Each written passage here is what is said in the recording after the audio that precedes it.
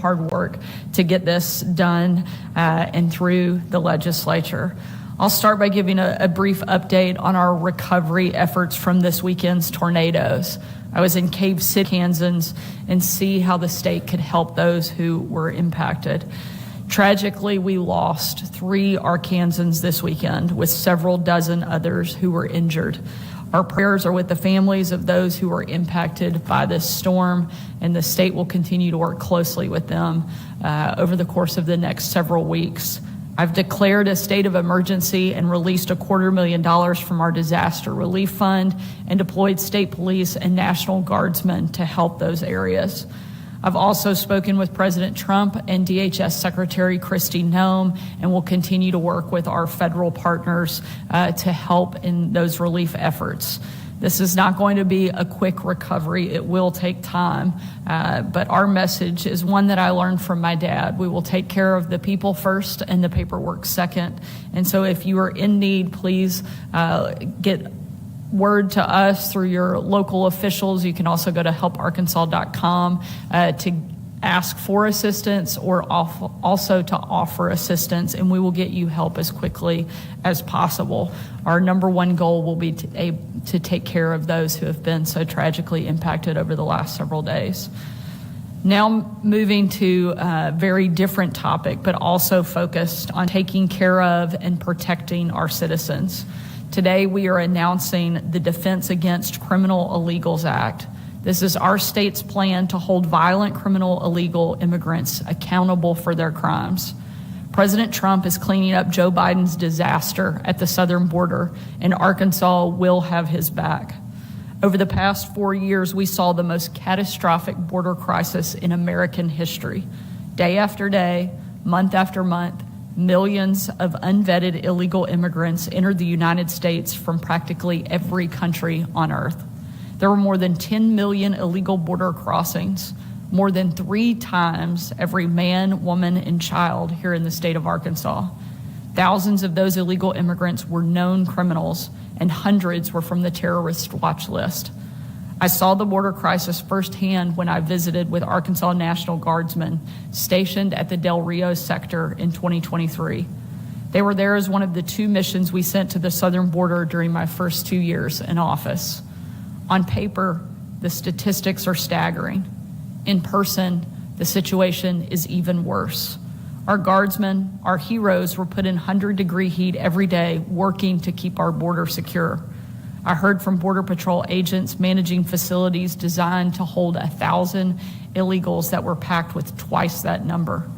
I listened to law enforcement talk about pulling bodies from the Rio Grande who were victims of violent cartels.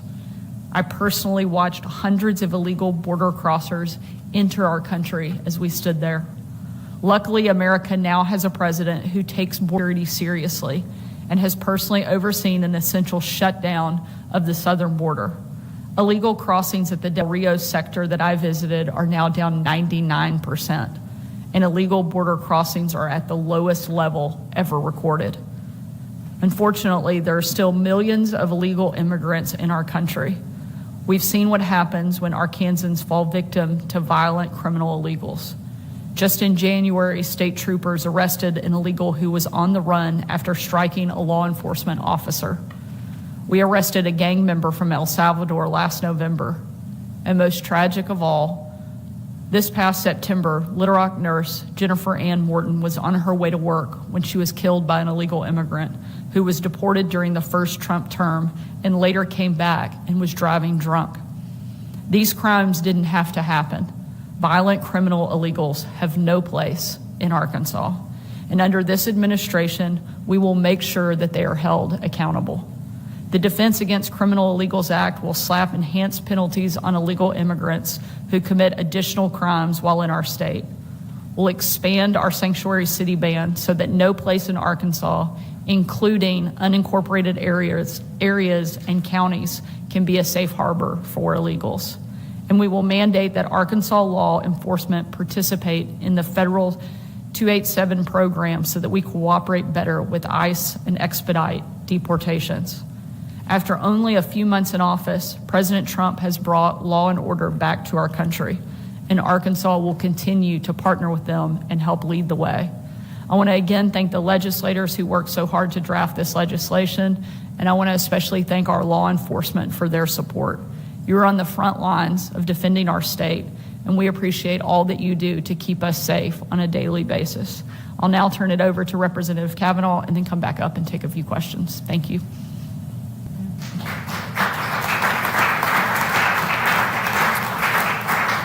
Thank you, Governor. Appreciate your leadership in this. When this bill was first brought to me, I had a lot of people ask me, why is this important? Well, it's important for the reasons the governor just laid out for us. We have been under attack. We are changing, but we need to keep in mind that we have to keep our Kansans safe, and that's what this is really designed to do, is to keep our Kansans safe. It will also give law enforcement the tools that they need to be able to compete, to actually assist and help with ICE. And it will also help us be able to understand that the failed sanctuary policies that we've seen throughout the country won't be here in Arkansas. And with that, Governor, I really appreciate your leadership. Thank you.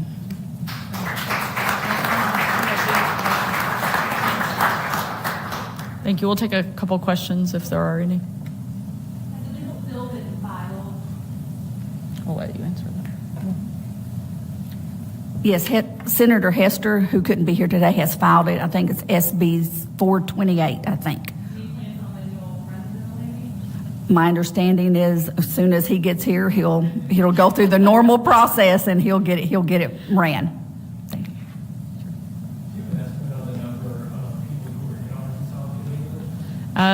We know that there are thousands of illegals that are here in our state illegally, but one is too many. When they are a violent criminal, we want to make sure that those individuals are not operating in our community, and it's one of the reasons this legislation is important.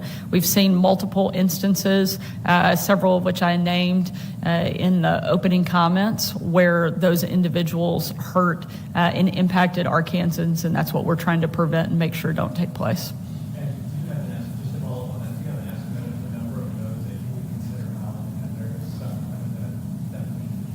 I can get back to you on that on a specific number. Are you planning on signing the nitrogen gas execution bill? Yeah, I will sign that as it hits my desk, I think at some point here today or tomorrow. Great. Thank you all so much for being here.